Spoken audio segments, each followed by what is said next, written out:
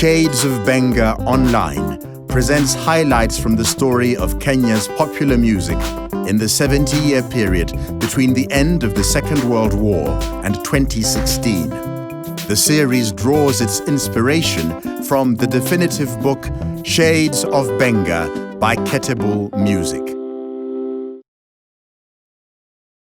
Good evening, viewer, and welcome to yet another episode of Shades of Benga book online series. The book documents the history of Kenyan music from 1946 to 2016. On this episode, we shall be talking about the Twist Era. And to get us into the discussion is the Nairobi City Ensemble, playing Harambe Harambe by Daudi Kabaka. I am your host, Lucy Ilado.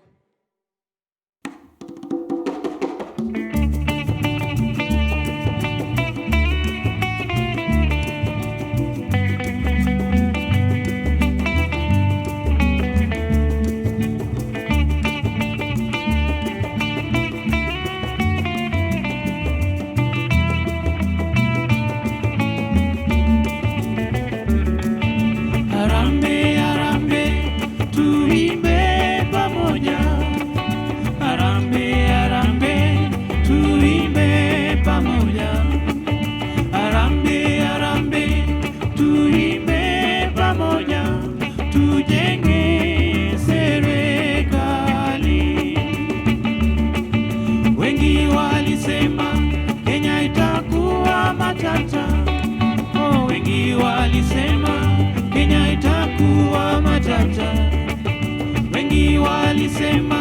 Kenya itakuwa matata, watu wote wastaarabu.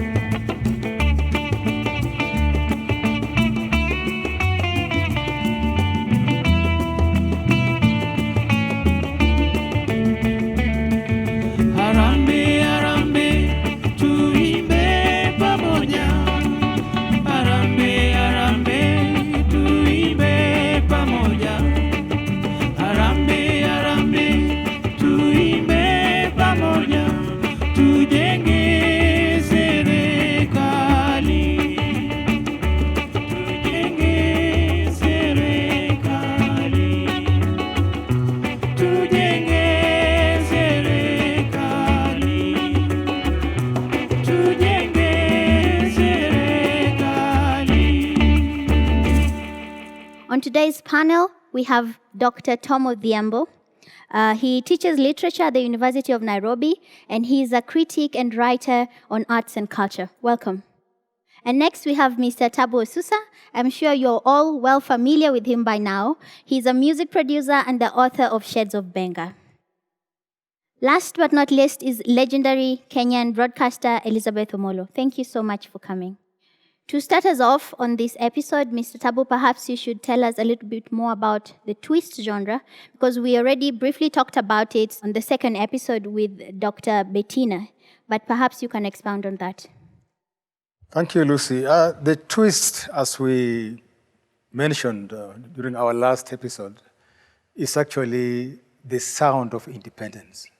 I believe many people of maybe my generation who are old enough when we were actually attaining independence remember the song Harambe, Harambe by Daudi Kabaka. The twist also was used as a unifying song for East Africa. A good example is a song by, I believe it's John Mwale. I think it's called Africa Mashariki, where it was trying to rally people together. I mean, the presidents of Kenya, Uganda, and Tanzania. But one thing that is also interesting about Twist, that after every 2 years, it seems we always have an arrival of interesting musicians. Remember the Congo Connection, we had the Katanga brothers, as you call them, Bosco Jean Mwenda and Edward Masengo. But then, later, just after independence, there was the arrival of other two musicians. Although they were from Zambia, I've been meant to understand that one was actually Congolese, but we always call them the Zambians. And that was Peter Sosi Juma and Nashal Pichen Kazembe. So they were actually under the Equator Sound Band of Charles Warrod. And actually, I think they were the real protagonists of Twist. But then, that time, Kabaka and Fadhili, they were really inspired by music from the US, Chubby Checker, and then also the music that these two central Africans brought, the music that they brought along, which actually was based towards the Kwela music of South Africa and Central Africa. So I think that's actually the beginning of Twist, and there were so many of them. Who are some of the Twist musicians from Kenya? Most of them were from Kenya. The African Twist were all from Kenya. I only say that these Zambians actually played a major role because they were backup artists. But Kabaka was actually known as the king of the African Twist. Right now we say Nzenze was the last, Nzenze, but Kabaka was the king. But people like Fadhili William started it all. And then, of course, later on, John Nzenze, there was John Mwale, George Agade. Oh, the list is so long. I posed the question because I also understand that there were also some musicians from Uganda who are also recording with the Kenyans here. And to follow up on that also, did the sound also move into Uganda, Tanzania perhaps? I believe that many people talk about Uganda, they associate Twist and Uganda because of two musicians, again, brother and sister. This, the bass player, Charles Sonko, actually, who played Harambe Harambe in the Kabaka recording, and the sister, Farida Sonko. So they were really active also in the same group of Equator Sound Band. But whether they took the sound back to Uganda, I really don't know, because the main prominence of, the main players of the African Twist were from Kenya. To you, Elizabeth, during this period, what kind of music was being programmed at the Voice of Kenya at that time? If you remember, there was English service station, and all the music we played was foreign. We were not allowed to play African music at that time. They were all Europeans. I was the first African to start broadcasting with the Wazungus in that station. So definitely I got into English music, and I went on with English music where we played a lot of classical then. We had 1 hour of classical music on Thursday evening with Natkovsky. We played a lot of rhythm and blues. We had the oldies from Perry Como, from Louis Armstrong. I loved so much, named my son after Louis Armstrong. Then we had a lot of country music, where for now still playing, and lovely songs like those from Kenny Rogers, Don Williams, Charlie Pride, Crystal Gale. We had ballet. There was a lady that was playing the ballet music on the station. We had another lady doing opera. We had a lot of instrumentals also, because we had 5 main programs at that time. We had, first program was Breakfast Club with Mzungu. Then there was lunchtime music. We had beat time, that's where you would play all the pop music. Then we had Sundowner, which is still playing up to now. Very loving, very lovable music. Then we had Late Date, where all the young souls had to wait. And that's why people still love to listen to Sundowner on KBC English service. Actually, you're very right. I think it's one of the popular programs from KBC.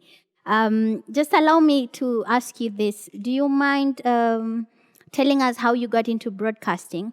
And you mentioned that you are the first African female to work alongside the white people. So how was the experience like for you? To have it Africanized, it was, I wasn't very comfortable at first, because they looked at me like, where am I coming from? What right did I have to go and work with them? But as I was sent for a voice test, first time, then they said I come back after 2 weeks. I went after 2 weeks. They said, okay, we can train you. So I said, I wasn't sure what I really wanted to do. But after the second meeting with them, the training started, and it was 6 good months of sitting with the Mzungu in the studio. You are not talking. You're just watching what they're doing. You're not allowed to talk or to touch.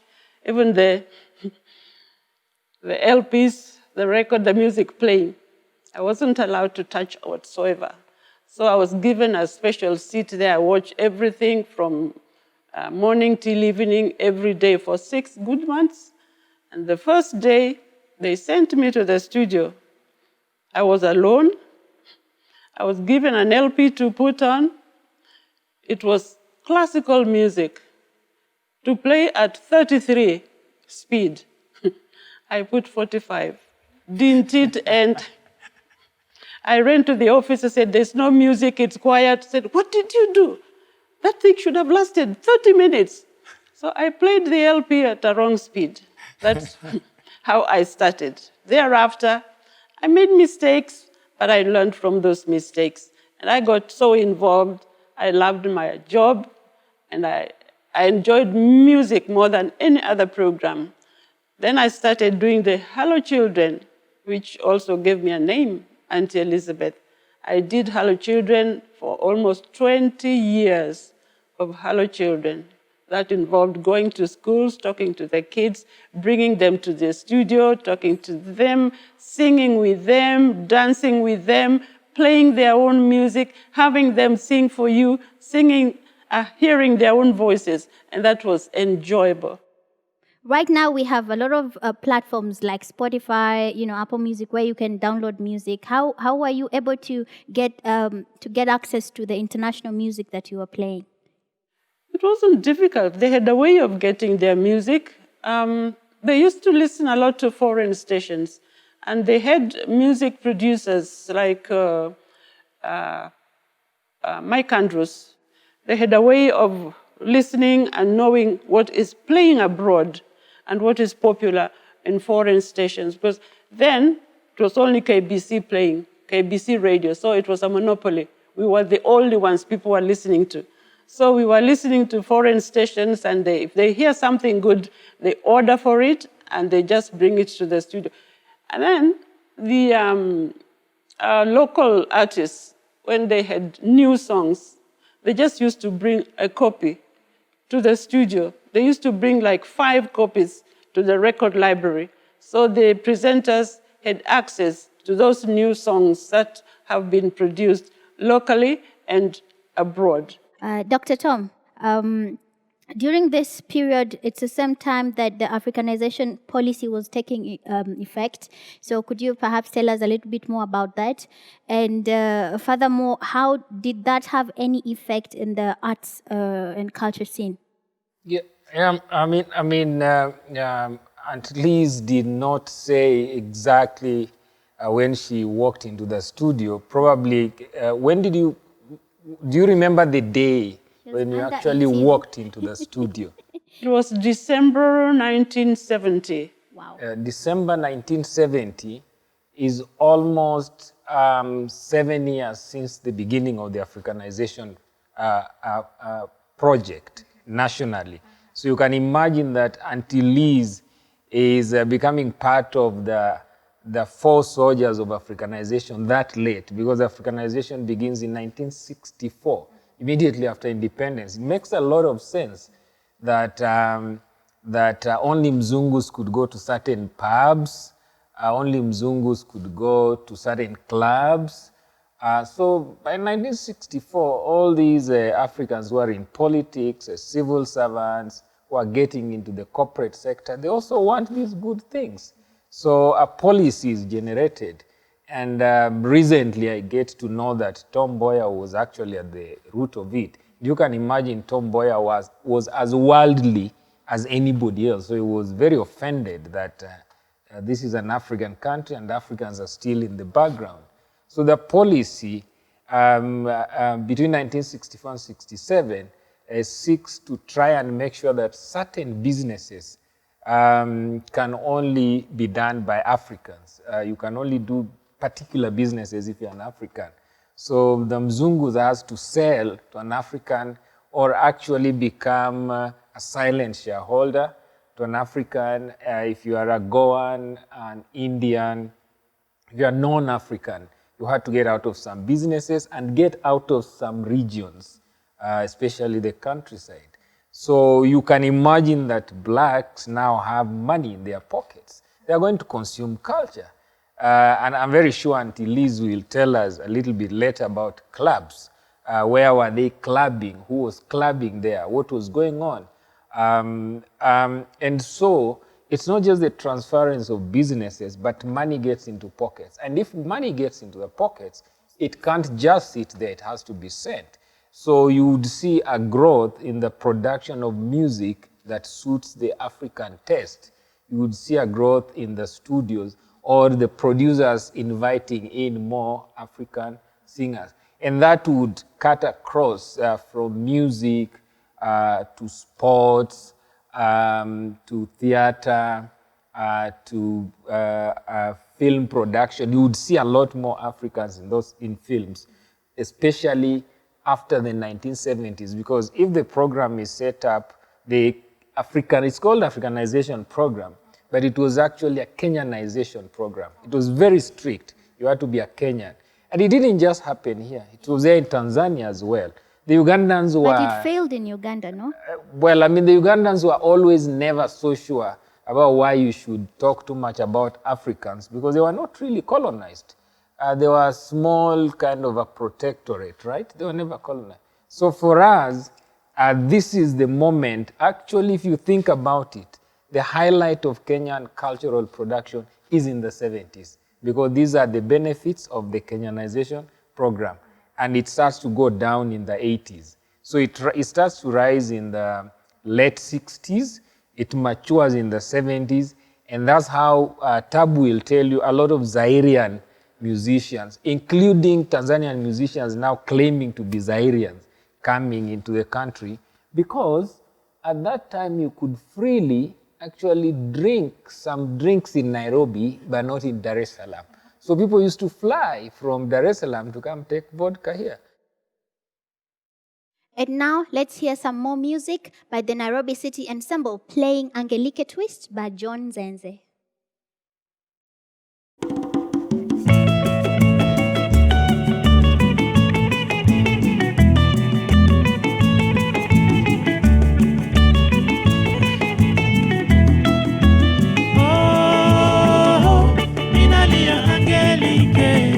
Angelike rudi tuonane, roho yangu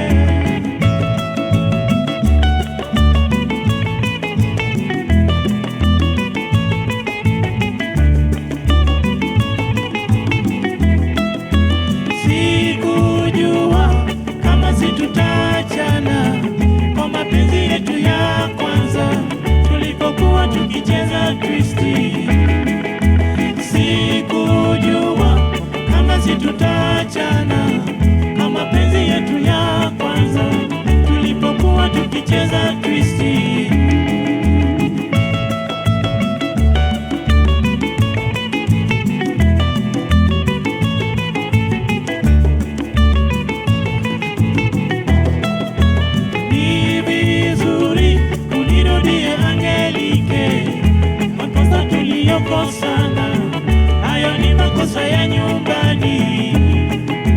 Ni vizuri nirudie Angelike, makosa tuliyokosana, hayo ni makosa ya nyumbani.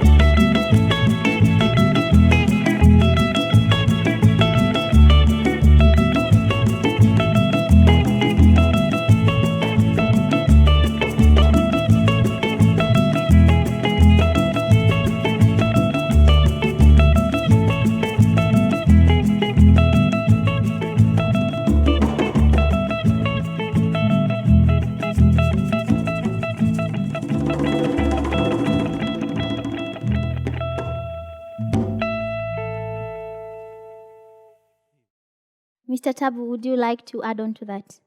Yeah, sure. What Dr. Odhiambo was saying is quite right. The 1970s was about the best time when it came to music in this country. And of course, he also correctly said that that also the time when so many Congolese groups arrived here. So definitely it was the right time. Maybe something we need to talk about is the music that you played on radio. Did not actually reflect the same music sound that was heard in the clubs? Radio English service had a separate audience. Okay. And that was their station. And they wouldn't want any other music on that station. So it was all English, and it was separate, and it had a clientele. When you were playing like on the English service, was it was your choice out of a genre or language? Because suppose someone sang in Kiswahili and the genre was R&B, would you play it? Yes. But I mean, you're also talking about a social class, because you are talking about, she said something interesting about who is listening. Right. Who has the ability to buy the radio, buy the battery, spare the time to listen. In a lot of the countryside, even in the poor neighborhoods in this town, you are using kerosene, so you go to in the rural areas, they had communal radios and TVs. So they would go to that hall. They used to have halls. And then mobile cinema vans that used to go from one town to another. Wow. So those mobile stations and community radios and TVs, that's where they used to get us. And then we had the broadcast to schools, which was in English, a lot in English, then with James Onyango Joel.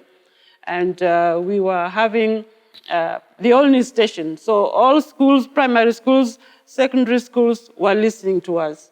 So that is another one from that got airtime from Ministry of Education. So that is when now, again, culture started coming in, our love for foreign music started coming in because of the programs that are coming out in English. Who had the bigger audience between the general service and the national service? The national service, of course, had a larger audience.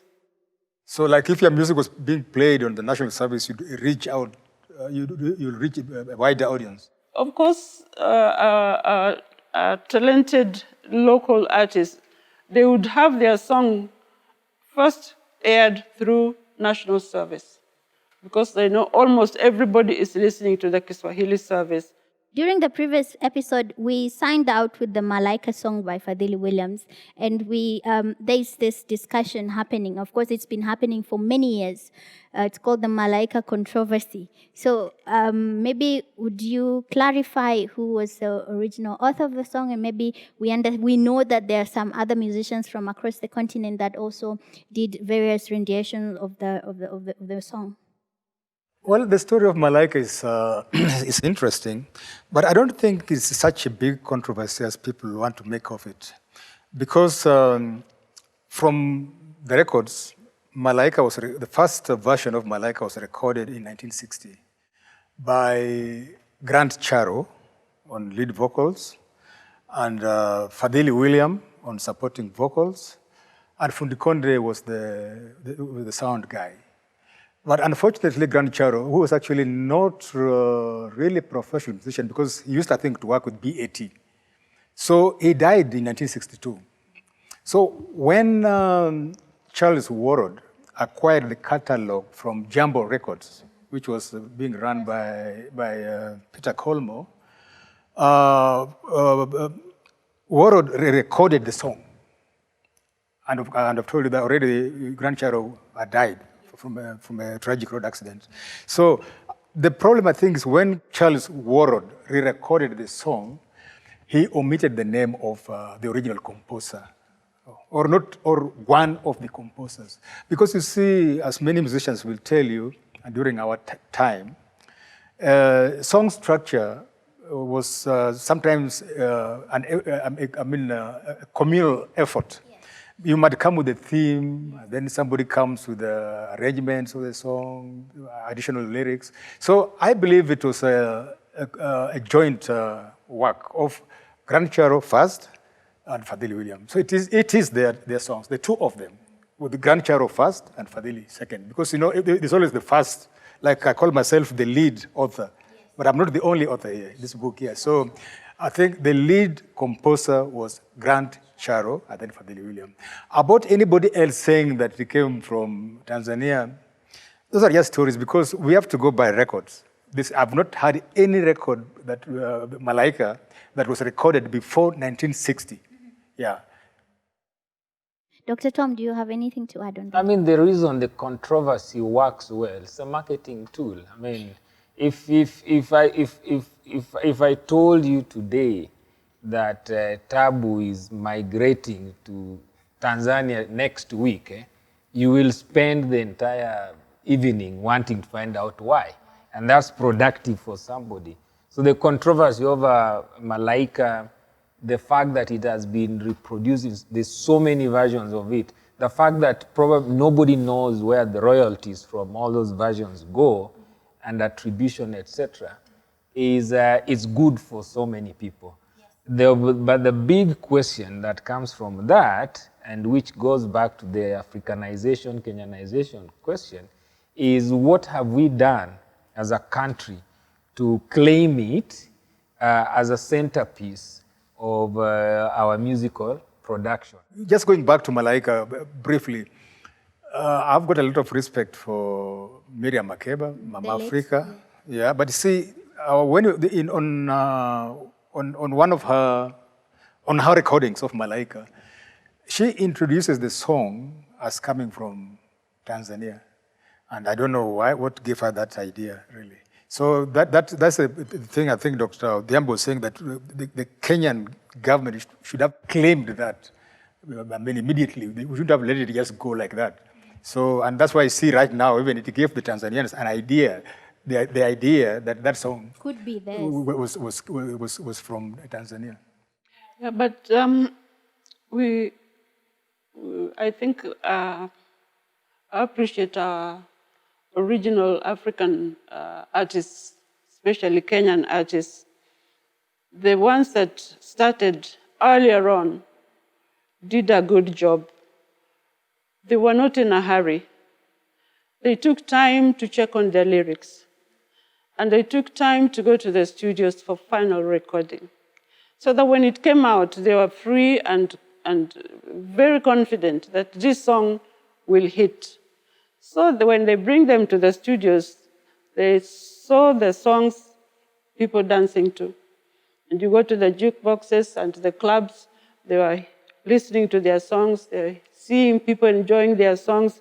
So those who started in Kenya, they did a good job compared to the current composers, who I think should take time, listen to their voices to begin with, check their lyrics. Because then it comes to our studios, we say, unfit for broadcast. So they took time, and they did a good job. The current composers, some are not ready to take time. They are not patient enough. Look at the Corona issue. Within a week, when Corona hit Kenya, somebody had already produced a song. It was out. So I said, they're always in a hurry to bring these songs out. And later on, they want to kind of improve on it, which tells us that they didn't really take their time to listen and to go through it. And then, like, it could take you 3 to 4 months, even 6 months, trying to compose a song and be ready with all the voices you need, with all the instruments you need, so that it comes out something decent, something that will stay, not something which will be popular for just 6 months and then it's gone under, which is happening right now. Well, thank you so much, gentlemen and lady, for coming. Thank you so much for taking your time as well. Tabu, it's always a pleasure to have you. Auntie Liz, that's your new nickname. No, that's thank you our so name. much. Yes. You're an inspiration to a lot of young women, I believe, out there. People like me who are young in media. I think it's very, it's an honor to be able to listen to you and sit with you in one room and get to hear all this wisdom that you have to share. So thank you so much. Thank you for having me. You're welcome. Thank you, viewer, for being with us. To play us out is the Nairobi City Ensemble performing Helule Helule by Daudi Kabaka. I have been your host, Lucy Ilado. Helule helule ya baba, helule nyolanga itabu. Helule helule ya baba, helule nyolanga itabu.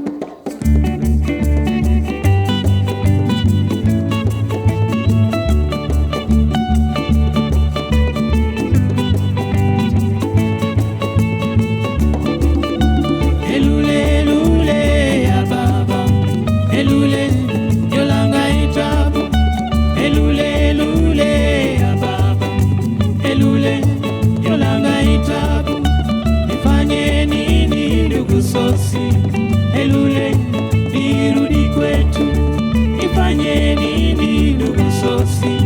Helule, nirudi kwetu.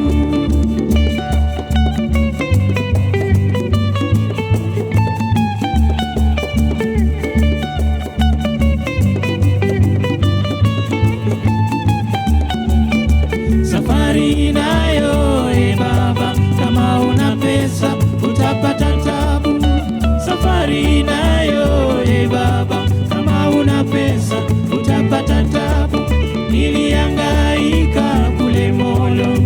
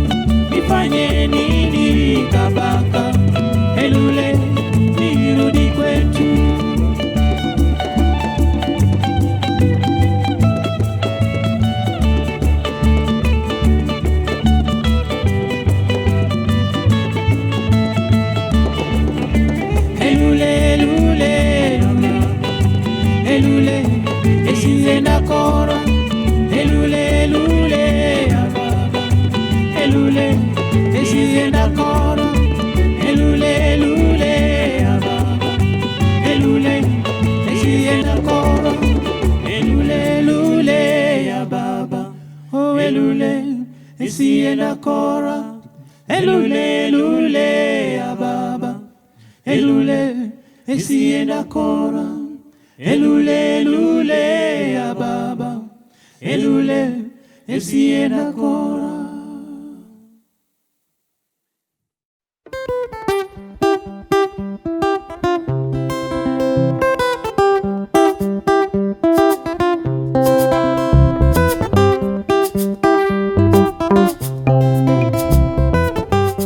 The journey through Shades of Benga continues. Please subscribe to our YouTube channel and follow us on our social media platforms for the next episodes. Shades of Benga, the book, is available in all leading bookstores in Kenya. Get your copy for this and other stories in full. Mambo vipi?